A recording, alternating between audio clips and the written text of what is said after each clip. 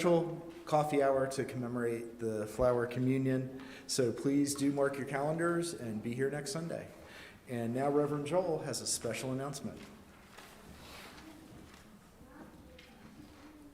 And that special announcement actually is our annual pledge campaign leader, Candace Donaldson.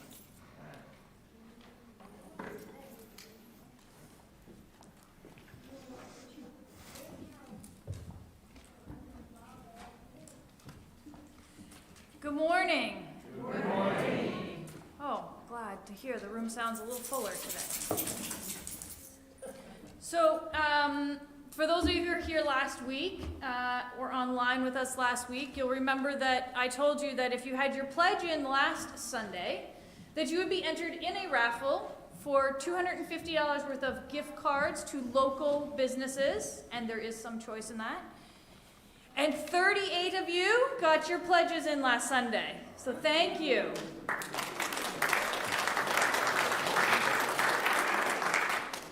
I will tell you that we are up around 50 pledges right now, and we are 40% of the way to our goal for this year, for our budget. Now I need somebody to draw a name. How about Joel, will you draw a name for us? Since I know your name's not in here, so. If it were, I would take it out. That one's blank.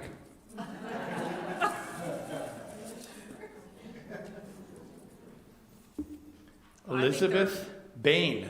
All right. So, thank you. So, Elizabeth, are you here? Next service, right? Okay, shh, don't tell her. We'll announce it next service as well. All right. So thank you. Please remember, get your pledges in. If you have any questions, if you're having any trouble, please reach out. You can reach me via email at stewardship@muuf.org. See me in person. I will be here for quite a few hours. I have blank pledge cards if you need one or would like one and don't have it with you. So please see me. It's really important that we get our pledges in so that we can finalize our budget for this coming year and do all the wonderful things that we want to do. Isn't there a second raffle? There is. Thank you. I'm sorry. So for those of you who didn't win this raffle and didn't have your names in it, if you get your pledge in by next Sunday, May 7th, there is a second raffle.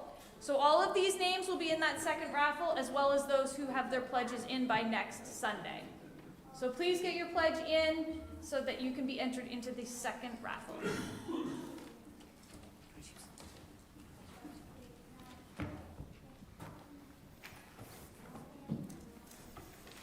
I really appreciate the work that Candace is doing, with occasional help from Sheba there.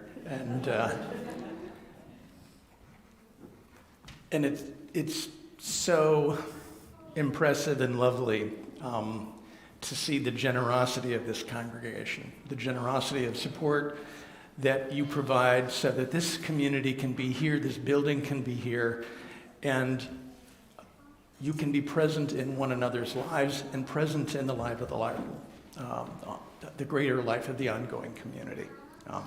I am impressed and admire your generosity. I'm grateful.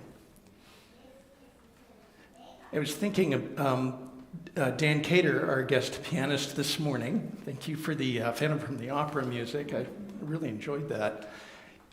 Dan asked me, he said, social justice is part of the theme for the service today. And he said, do you think that'll fit? And I said, yes, it'll fit.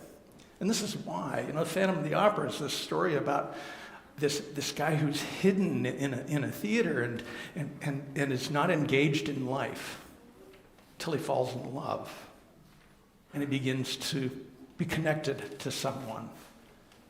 And that changes everything.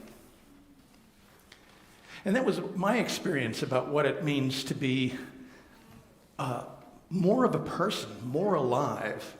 And I think the first time I realized that was when I was a kid and I had gone to my great Aunt Maggie's house for lunch. My dad took me. My great Aunt Maggie was really old. She was born in the 1870s, old.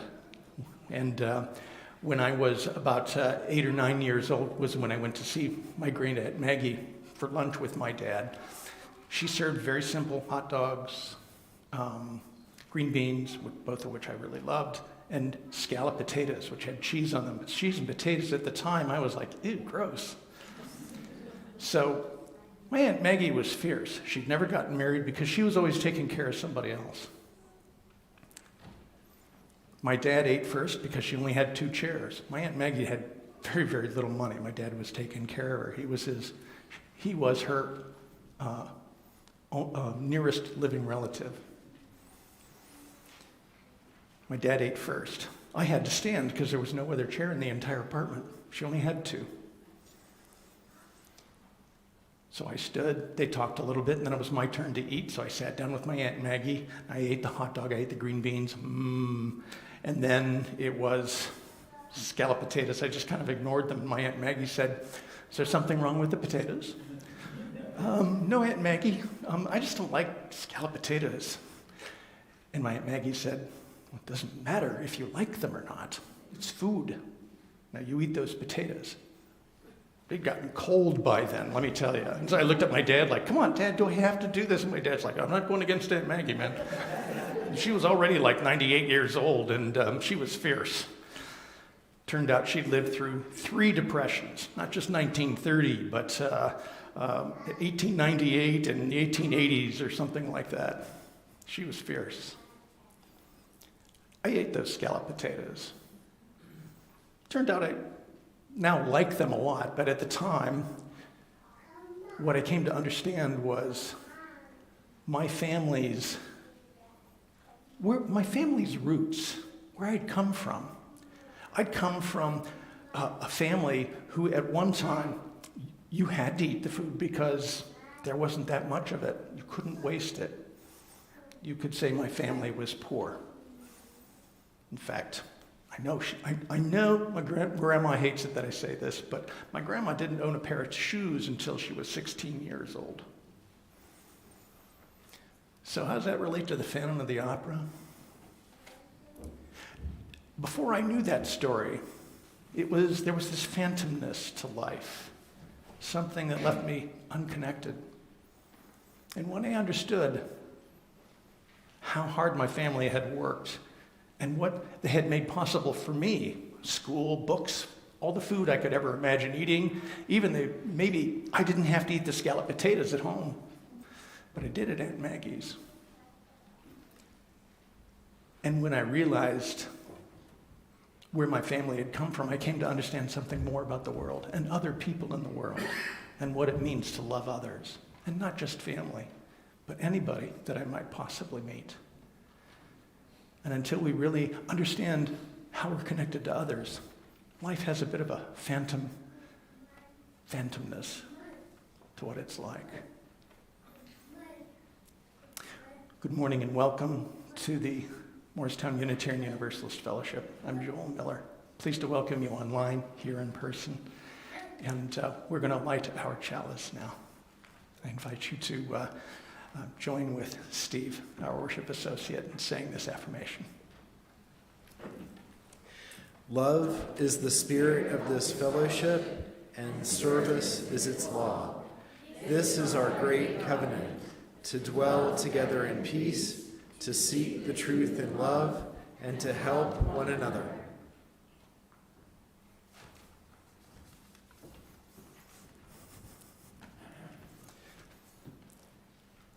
My apologies that this morning, if to sing along for this particular hymn, you're going to actually need to get the hymn books out. We didn't have this one in the slide. So if you're online, the song is "We Shall Overcome." And here I am, not having the order of service in front of me. I have to look up the number for it. 169. Thank you. 169. And when you've found number 169, I invite you to stand and body your spirit.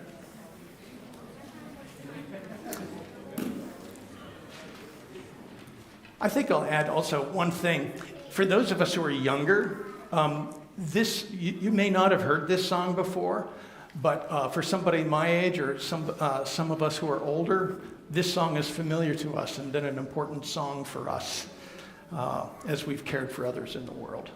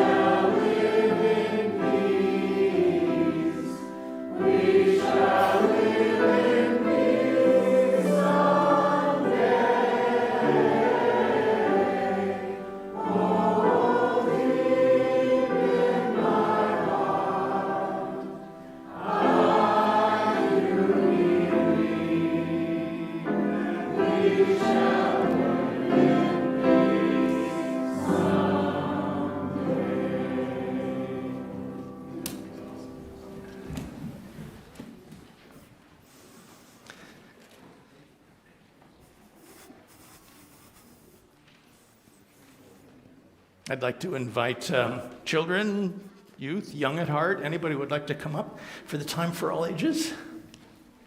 Good morning.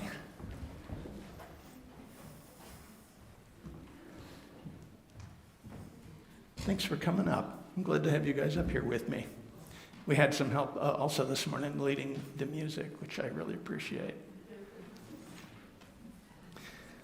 When I was about your age, sometimes I would go to school, and some of my classmates are on the playground. People might ask me, "So, do you go to church?" And I would say, "Yeah, I do." "What church do you go to?" And I would go, "I go to the Unitarian Universalist church." And they would go, "What's that? What do they believe?" Now, that's kind of an awkward question sometimes for us, because we're not telling you what to believe, but we would like you to believe well and to live well from the things you do believe in. So I, for example, when I was growing up, I didn't believe in a God. Now I do, which confuses me because I still don't, but I do. And I don't have a good answer for that. And in theological school, they made me write a paper on it, and I failed. Mostly because I'm not that worried about beliefs, actually. And part of that is because that's what we are as Unitarian Universalists. If somebody asks me, "What does your church or your fellowship believe?" I'll tell them, we don't believe in beliefs. We believe in doing good things in the world, helping other people. We do believe in that. That's important to us. There's an very old saying, actually, that kind of rhymes, called deeds, not creeds. And a creed is an old-fashioned way of saying, these are things I believe. So if somebody asks you, what does your fellowship believe? You can say, we believe in helping other people, because that's something we do together. I'm going to ask if you would take the chalice with you to your religious education classes, and we're going to sing to you now as you go. It's good to have you here.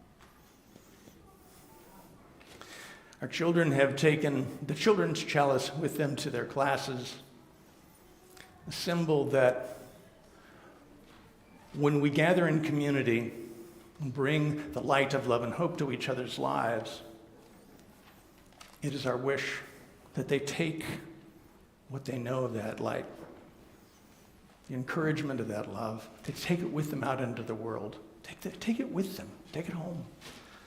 And we wish the same for each other too.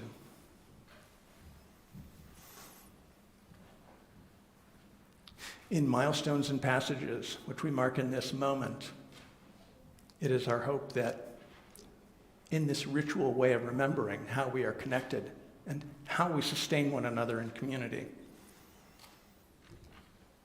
that we give one another something of our own light, that we know from one another that we are loved and beloved. One milestone for this congregation was a memorial yesterday for Russell Hawkins, who had been connected to this congregation sometime in the past. I'm not sure when his membership was, but his daughters were raised here and remember the building very well. And it was wonderful to have this meeting room filled with family and friends as they celebrated his life.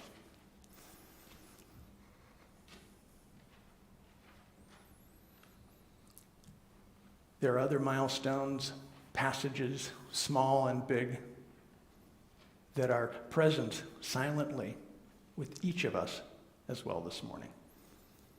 May we remember how important it is to see and be seen, to share our light, and to remind one another that we are loved.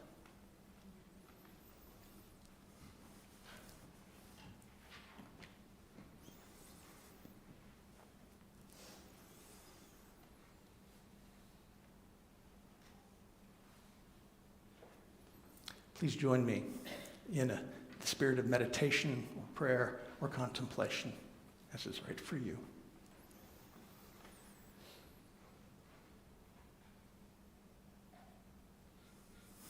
Spirit of life, there are times that I just would like to stay home and maybe open a book or turn on a PlayStation and just ignore the world. I just want it to go away.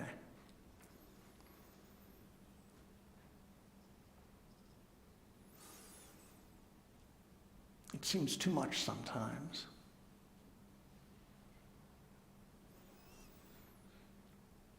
And then I remember the moments that I'm with my people. I have the unique privilege to look at them in moments of worship, the moments when we notice what is beautiful and good, or how we might journey to what is beautiful and good.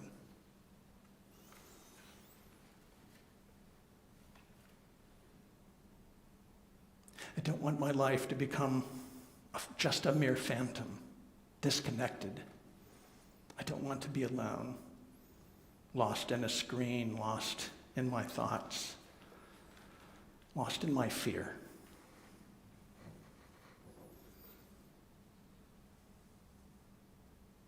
And I remember my people, or they remember me.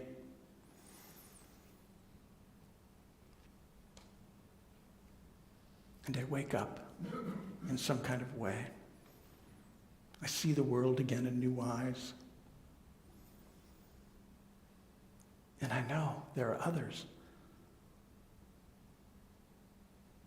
And that they too have loves, have fears, are afraid, suffer, no joy.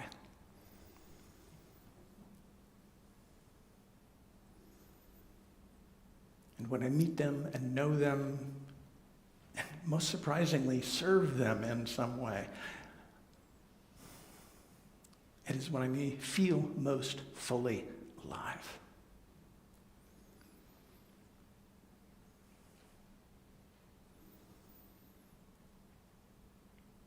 Let my longing for a world filled with light and love always call me. Let the voice of these good people always sing in my heart.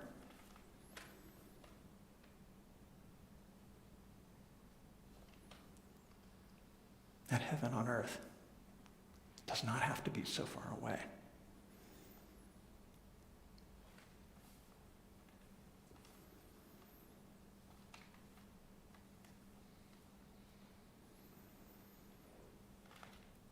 Amen. So be it. Blessed be.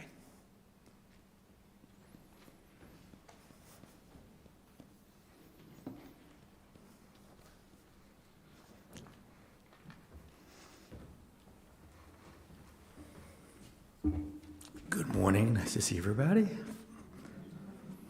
So first, I want to assure everybody that this is not a capital campaign visit. There's another part of my life that I'm passionate about, and that also attracted me to MUF, and that is social justice. You might not know it, but I am a lottery winner. I didn't win millions of dollars. I won a chance to make a difference. You see, my mother was a German Jew. She was born in Berlin in 1920. She was 13 when Hitler came to power. She lived through Kristallnacht, the night of broken glass in Berlin. Her father was wise enough to get her out of Germany to England and into nursing school later that year, where she lived through the Blitzkrieg. The friends who saw her off from Berlin, Herbert Baum, Marianne Baum, Hella Hirsch, and Felix Hayman, were fighters for social justice. They were the Jewish resistance in Berlin, and they were executed. They are memorialized in the only remaining Jewish cemetery in Berlin. My father's family lived in an area of Russia now known as Ukraine, and were affected by the pogroms that were so vividly depicted in Fiddler on the Roof. They fled to England. My family's lives were disrupted because good people were complacent and did not step up to stop injustice. My parents were not interested in doing the same. They had me and my siblings involved in the civil rights and anti-war movements in the 60s and the 70s. When I was in college, I got involved fighting for a professor who was being forced to retire at age 70. They had mandatory retirement at the time. And in the 70s, I also was involved in the No Nukes movement as the 3 Mile Island radioactive leak literally scared the bejesus out of me. I took classes in nonviolent civil disobedience and blocked the entrance to the New York Stock Exchange. Before I joined the fellowship, I was missing a community that had a strong commitment around social justice. And while we sometimes get focused on important internal matters like minister searches and operating budgets and capital campaigns, we also have members doing important work ensuring that we keep rights that we may have taken for granted, like reproductive rights, helping to feed the hungry, LGBTQ plus rights, climate justice, and the list goes on. Here at the fellowship, I would like this service to be a call to action, an opportunity where each and every one of us searches ourselves and asks, what more can I do? How can I make a difference in the world today and in the future? I intend on leading by example, and I will be involved as our lay representative to Morris area together, which works with other local faith-based organizations of which we are a founding member on issues here in Morris County, including housing insecurity, criminal justice reform, immigration rights, mental health, substance abuse, and climate justice. There is a recommitment ceremony that I'm asking you to join me and the Reverend Miller at Temple Brene Orr on Tuesday night. I told the team that 10 of us will be there, so I'm counting on your support and commitment to help drive change. As Graham Nash wrote eloquently in his song Chicago, we can change the world, rearrange the world. It's dying to get better. Thank you.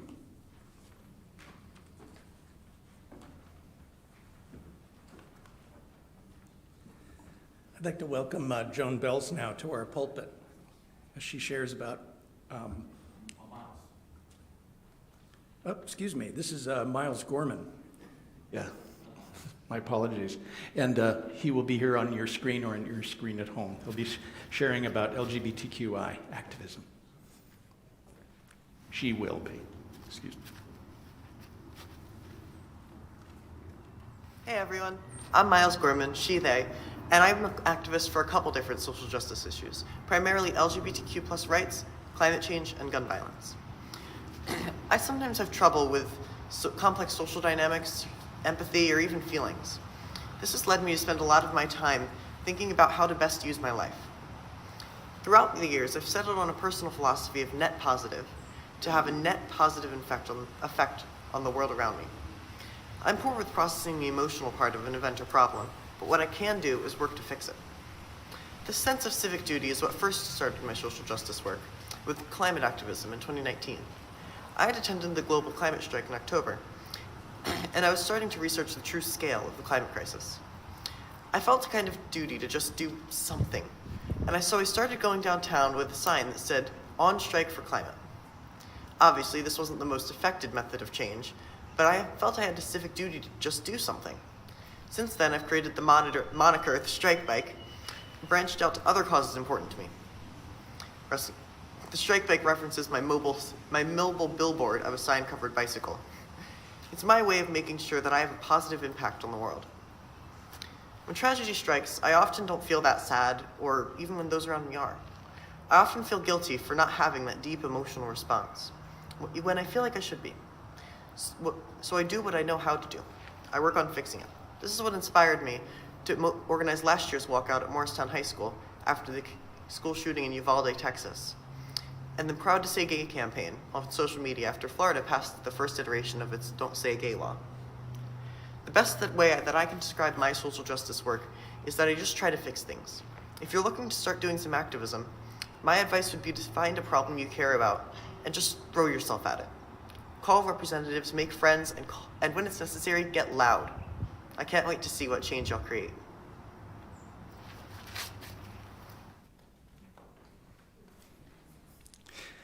I'd like to invite you to sing. The hymn is number 170, We Are a Gentle, Angry People. I think we have the slide for that one. Yay, we do.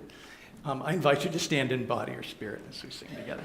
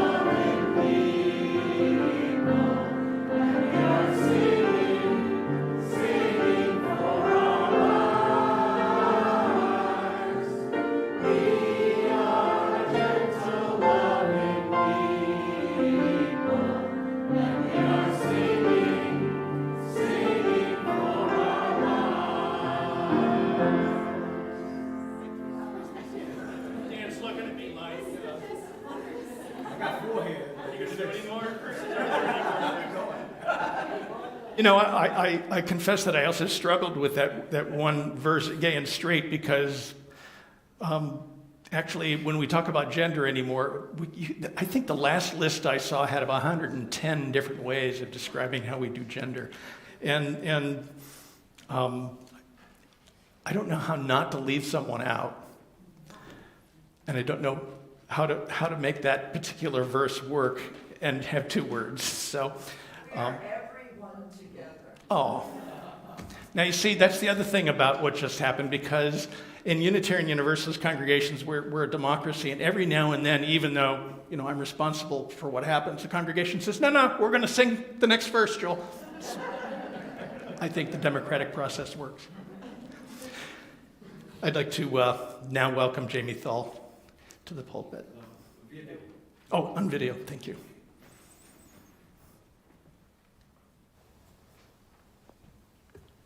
Hi, I'm Jamie Thal, and today I'll be speaking about reproductive justice.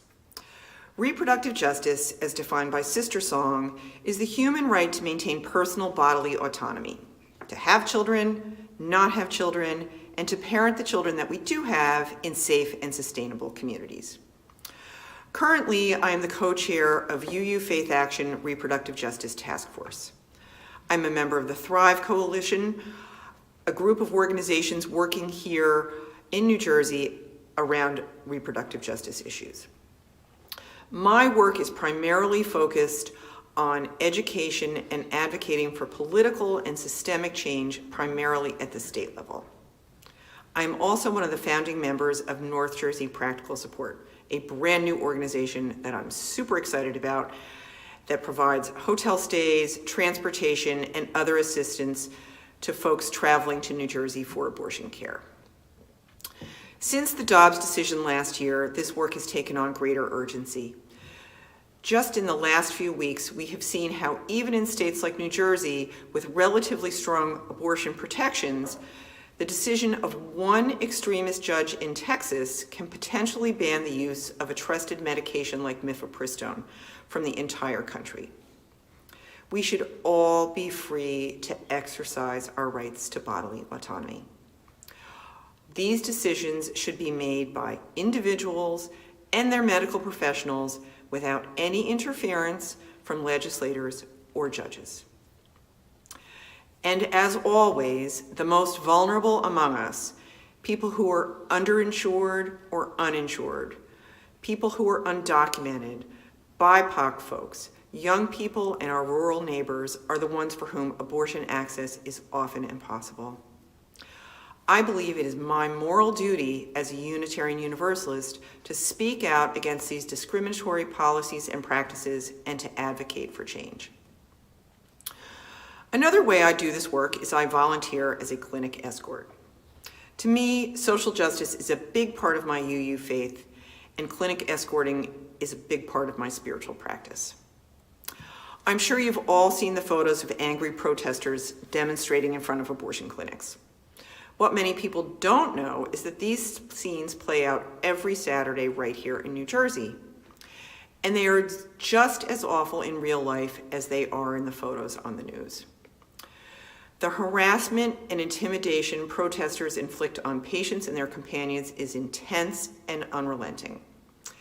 They carry signs with horrible graphic images. They chase patients down the street and surround them in their cars.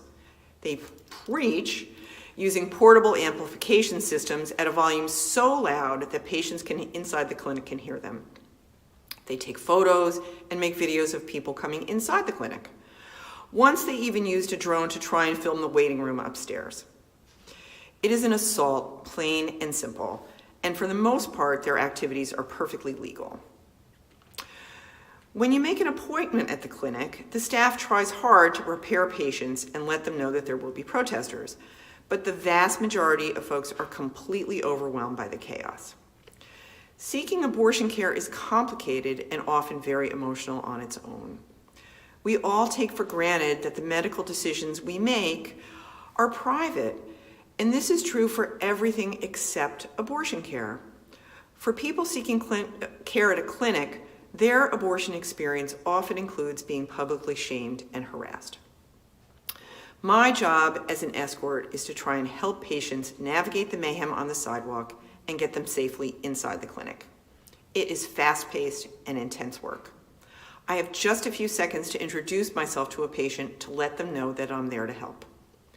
It is my work to try and make them feel safe and to let them know that someone is looking out for them, and that someone is me.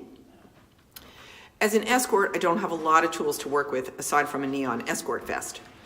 But over the years, I have learned that if I work hard to remain open and present, and if I focus on compassion for the patients and not anger at the protesters, I can make a big difference. A smile, a kind word, an arm around a shoulder are all powerful weapons against hate. I know, because patients tell me so, that just showing up, doing a little bit of listening can make a huge difference to a person going through a tough time. As it turns out, this is a lesson I learned years ago on the third floor here at MUF during my years as a youth advisor.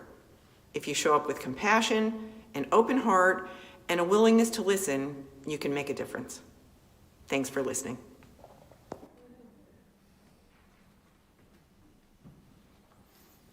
Now I'd like to welcome Joan Bells to the pulpit. Two welcomes.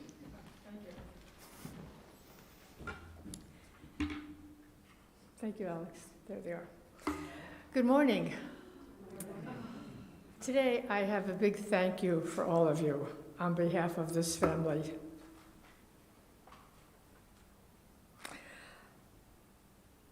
This is the Zamani family. That's grandfather Karim on the left, and Mama Freshta with her husband Ehsan, and baby Mahia in Freshta's arms, and little Sama with her arms stretched out. Anybody who knows Sama is just amazed at what this little girl can do. This family had to leave Kabul in that horrible evacuation of the airport, and they had to leave all their assets, their home, their jobs, their language, their family, and come here with a very sick child. So on November 7th of 2021, I stood right here and I asked if you would help support this family when they came to America. And you said yes in a very big way. You know, a lot of people are willing to help out, but not many people raised their hand and said, not only will I help, but I'll be in charge of this or that. But you did that.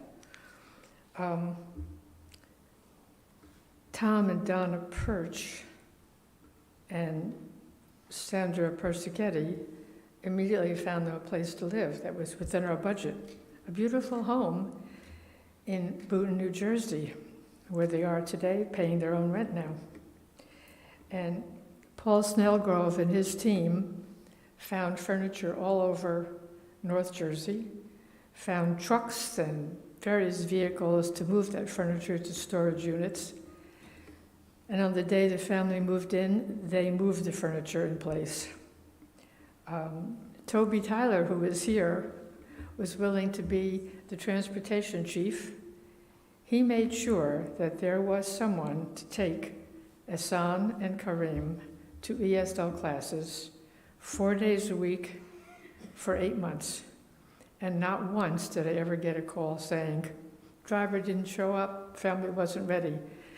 He made it work like wonderful clockwork. And when the family graduated from ESL, Ehsan started a job, and I said to Toby, would your team continue driving, but this time picking Ehsan up at 6:30 in the morning and taking him to work 5 days a week? And he said yes, and they did that until the family got a donated car and he could drive himself.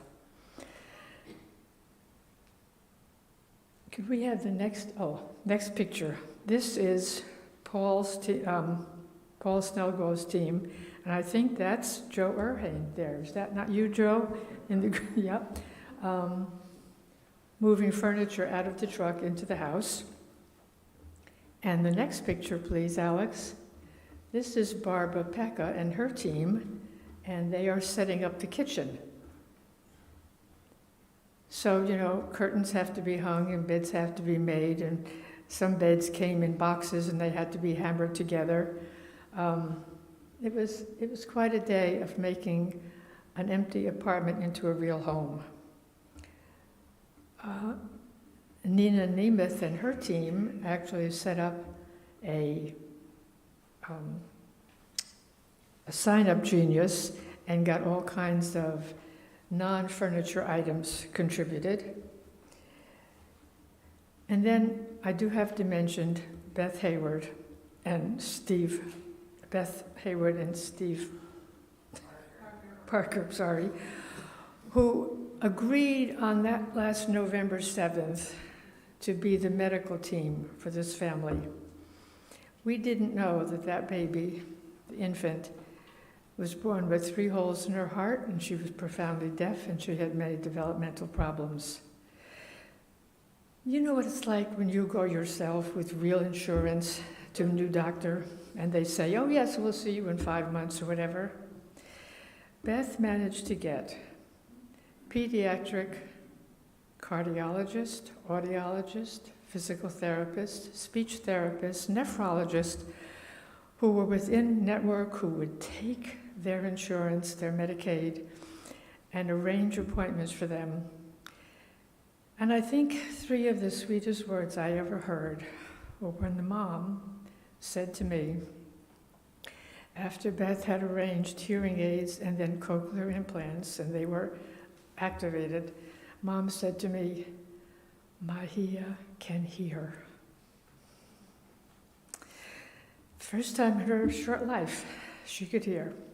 Today, she's fully enrolled in the new, in the Mountain Lakes School for Hard of Hearing Children, and she's on her way to being a hearing child. So today the Zamanis are still in Bhutan. They pay their own rent. Dad works in air conditioning, and he was helped to get that job and trained in how to prepare for it by Helene Firm. That was her specialty also. So how did all these miracles happen? Well, we here at the Fellowship had an immigration justice ministry partnering with RAMP, the Refugee Assistant Morris Partners. It's a nonprofit that is made up of faith-based organizations, and together we have sponsored now 9 families. And this is the Zamanis were the 8th family. Could we have the next picture, please, Alex? This is the Mashals. They came here about, 4 or 5 years ago. She is very pregnant and speaks no English. So what do? You go out in my front yard and we played croquet. The apartment that Ramp had gotten for them wasn't quite ready yet, so they stayed at my house. And when it rained, we went in and we played pickup sticks. They were a wonderful couple. You may remember Mr. Marshall, because he spoke to this group, and he spoke to various groups around North Jersey. He now is working with the U.S. military, and because of that, he was able to bring the rest of his family, his parents and siblings, to this country. Could we have the next picture, please? This is Fariba and Ali, also refugees from Afghanistan. He also took a job with the military. They're now in Nebraska. She also was pregnant, so they have children. They have a child. And she just recently asked Ramp if we would bring her parents to this country, which we did, so they're family number 9. One more picture, please, Alex. This is Akhtar and Noor. They were our 2nd family. They have been here for 5 years, and they applied for and have gotten citizenship. Here they are presenting a beautiful dinner for the next family that was coming after them. They have worked hard. Each of them have full-time jobs raising 2 children, but they've managed to buy cars and to become completely independent. So, one of the stories that Freshta told me was a few months ago, and she told you the same story, I think, Beth, that she knew of 2 families who came at the same time, that her family came from Afghanistan, and they didn't have help from RAMP or from UUs. They couldn't make it. Financially, they could not make it. Their rent was not paid for them. They didn't get donated cars. They had to go back to Afghanistan, as horrible as that is. And what Freshta said to me is, that would have been us without help from RAMP. So if you talk about moving the needle, about changing lives, this was it. And it is extremely rewarding, and many of you were part of it. So I encourage you, if you want to know more about different cultures, different religions, different customs, you don't have to pay a lot of money and fly someplace far away. Just sign up to work with a family like this, and you will learn so much. And anybody who's worked with these families will tell you how grateful they are to have the experience. Now I've asked for your time and I've asked for your talent. One more ask. You may remember that for years we had blood drives here at the Fellowship, and Zella Geltman used to arrange them. And it was so easy, you know. They came right to the terrace room, and before and after services, we'd sign up, and in half an hour you had done your duty. Well, then COVID happened, and Zella was no longer able to do it, but we're starting again. September 10th, which I think is our first welcoming day. What do we call that? In-gathering, thank you, our in-gathering day. The truck will be here, and previous to that, I'll be outside with my my board, and it'll be online. So we're asking you to respond to a very dire need right now, that is for blood. Thank you. If you have any more questions, I'll be in the back afterwards.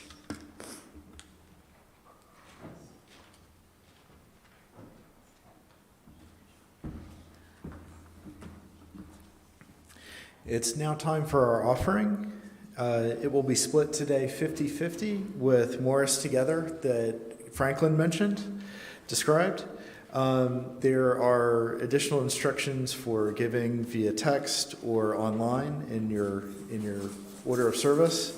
Our music during the offering today is in celebration of the life of Harry Belafonte, who unfortunately we just lost. And in his honoring of labor and of the workers.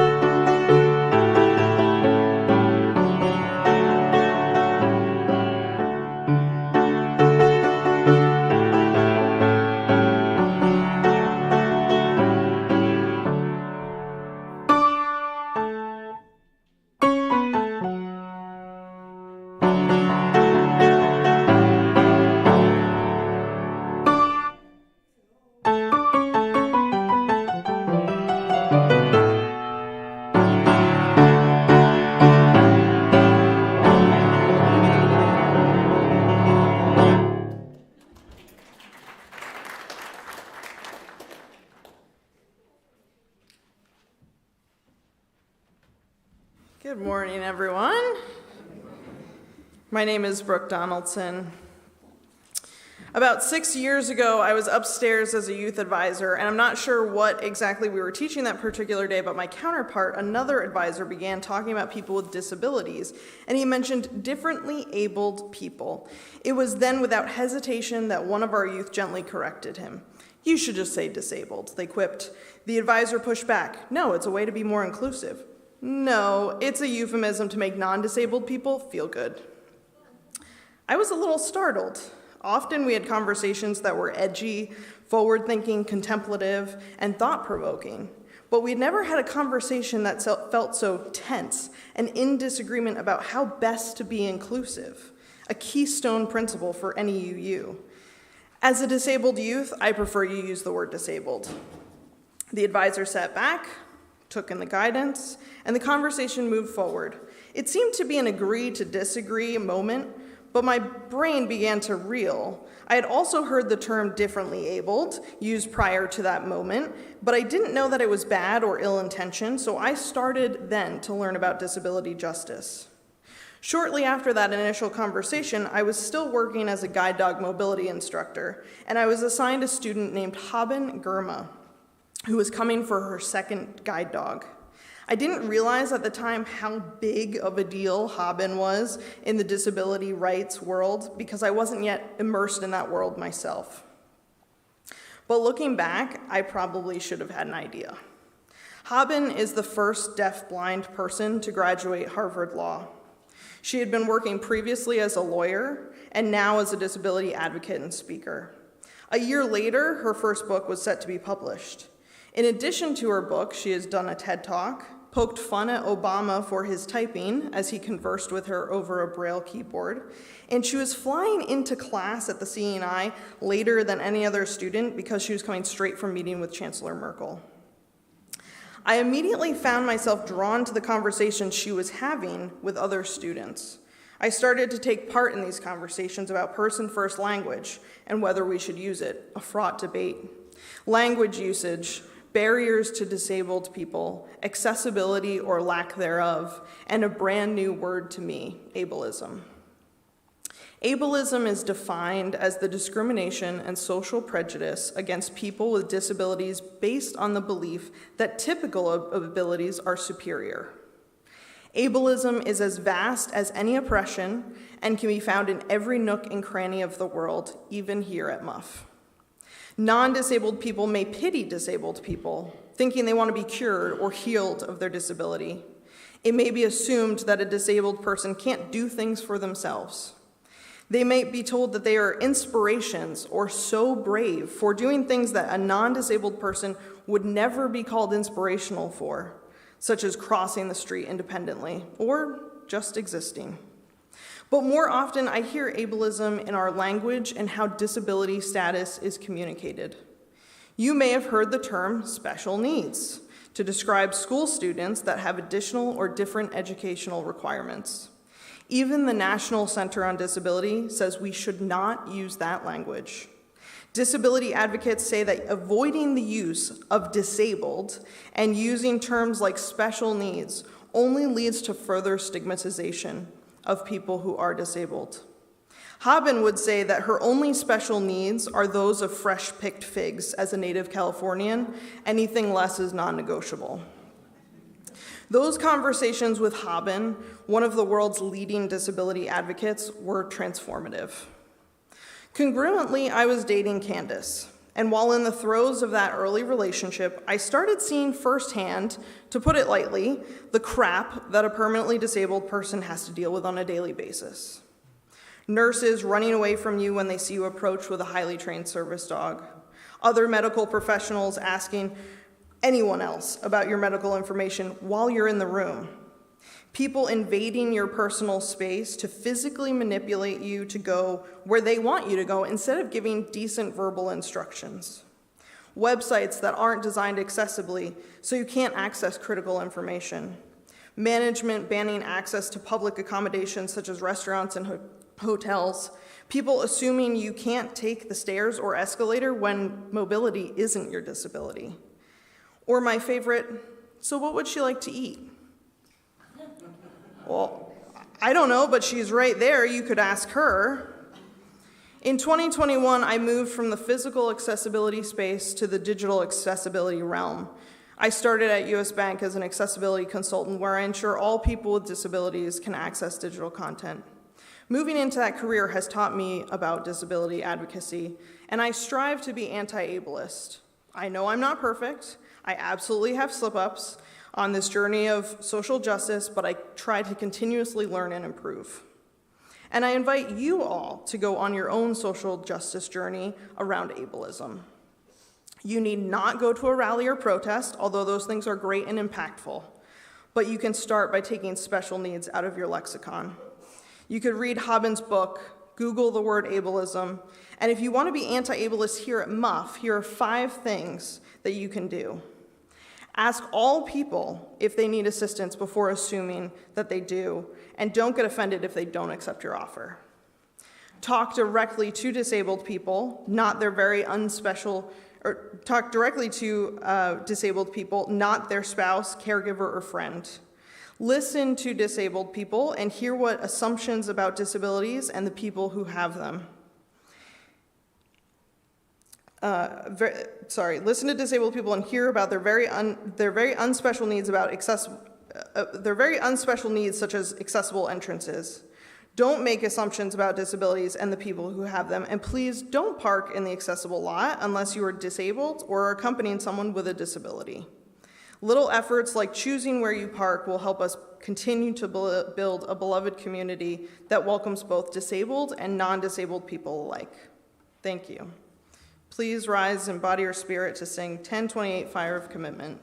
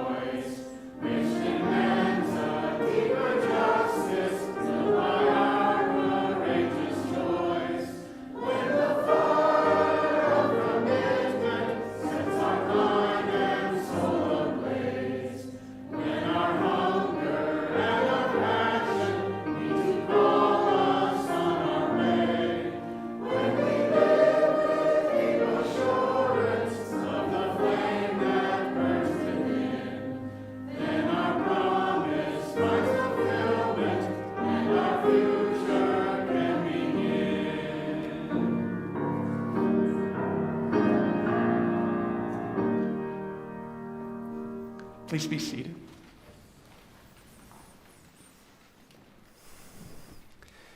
This is from the Unitarian minister Theodore Parker, who was instrumental in the work of abolition and women's rights and social justice in the 1840s and 1850s. Be ours a religion which like sunshine goes everywhere. Its temple, all space. Its shrine, the good heart. Its creed, all truth. Its ritual, works of love. Its profession of faith, divine living. I learned again this week, this congregation saves lives. For all that you do and all that the light you shine in this world, thank you. Go now in peace. Take that light to a world that needs it.